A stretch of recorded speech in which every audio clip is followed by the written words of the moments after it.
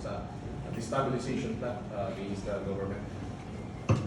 Number one, that's really not true. Wala pong ganyan.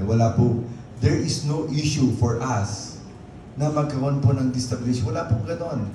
Yung mga pulis natin, kaya nga mas happy sila ngayon eh. We are providing them with so much tulong. Kaya nga wala silang issue na parang lumaban sa gobyerno. O ngayon, wala nga kayo makikita na demoralization. What we're doing right now, yung mga cellphones, yung nagbabawal natin, yung 8 hours na duty, happy naman lahat ng mga pulis natin.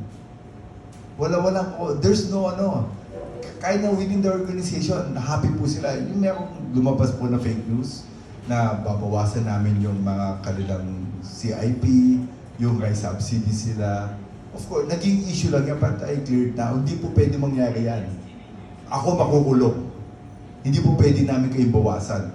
Pwede namin kayong dagdagan, pero hindi po namin pwedeng bawasan ang mga benefits na binigay po ng gobyerno sa inyo. Hindi po kami pwede namin i-divert yun. So I just want to clear, wala pong issue, and all dun sa PNP natin, very loyal po sa Constitution natin. And they are very supportive po sa Bagong Pilipinas sa project ng ating Presidente po. So lalo na itong talagang mababawasan. It's a huge investment, but for sure, it will help our Filipino people. Ano po yung project natin ngayon? Alam mo, may kinuha pong gusto po natin, kagaya ng sa US, we want to develop a perfect 911. Wala po, meron tayong mga 911 before, pero pansinin niyo, kanya-kanyang district, may kanya-kanyang codes, 123, 166, arami-rami. Pero may ginagawa po kami, and we'll be testing right now in Metro Manila, na 911. When you call 911, dire-diretso na po magtatawag yan kung ano po ang distrito na papunta.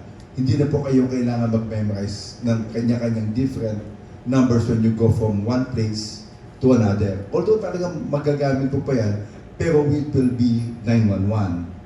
We will be piloting dito sa Metro Manila, but second, pagka na-perfect po natin, doon po kami pupunta sa mga nearby regions. Bakit po kailangan ng 911? Para lalo po tayong maramdaman, naligtas po kayo.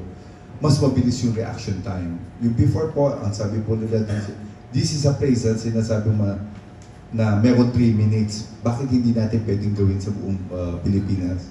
Buong Pilipinas yan. But of course, it will take us time, but will be the project po natin yung Metro Manila. So ito po yung unang ginagawa natin. Second, ano po yung next na ginagawa natin? Of course, hindi lang po dapat kayo ligtas. Dapat po yung mga pulis natin ligtas. Diba? Ligtas kayo, kawawa naman kami. How do you feel na ligtas kami?